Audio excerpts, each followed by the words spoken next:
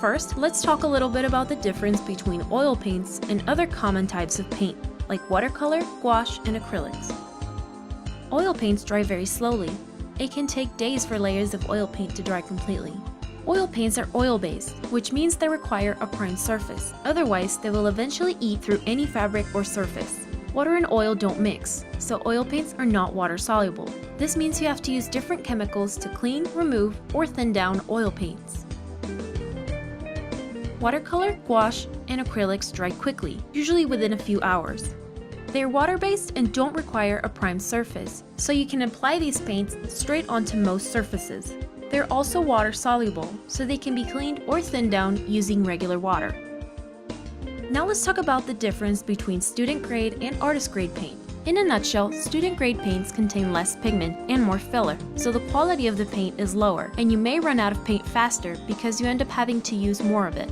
The upside is that they're a lot cheaper than artist-grade paints, so they're perfect for beginners. Artist-grade paints contain more pigment, which means the color is more vibrant, and the paint will last longer since you don't have to use as much. They're quite pricey though, so it's recommended that you start using these once you're comfortable with oil painting and you're ready to invest more on supplies.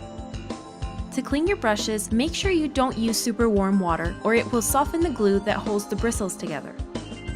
Add soap or cleaner and press down all the way to the base of the bristles where most of the paint collects. Be careful not to spread the bristles out, just swipe the bristles around under running water without abusing them until the water runs clean.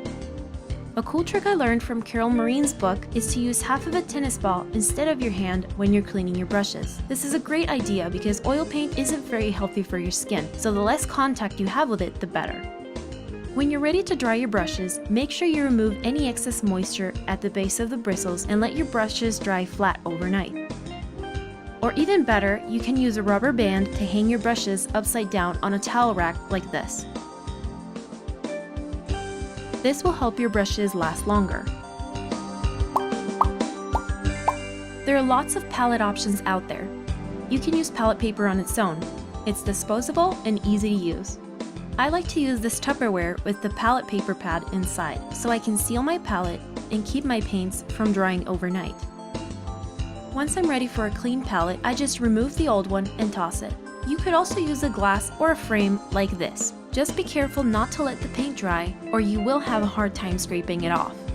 There are lots of soaps and cleaners you can use to clean your brushes and other materials. I like using dish soap, but Carol Marine suggests using oil soap, so I'll be trying it once I run out of dish soap. There are also other brush cleaners you can try. I've tried a few and I don't really like any of them, but I suggest you try them out to find out what your preference is.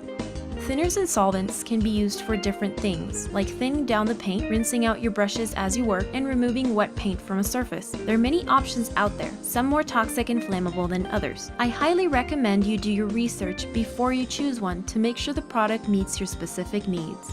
Mediums are used to speed up or slow down the drying process. They can also add a matte or glossy finish or add texture to the paint. There are so many different mediums, I can't list them all, but if you're wondering what something is for, usually the label will explain what it is and what it does. Otherwise, you can talk to someone that works at a local art store or do some research online for more information.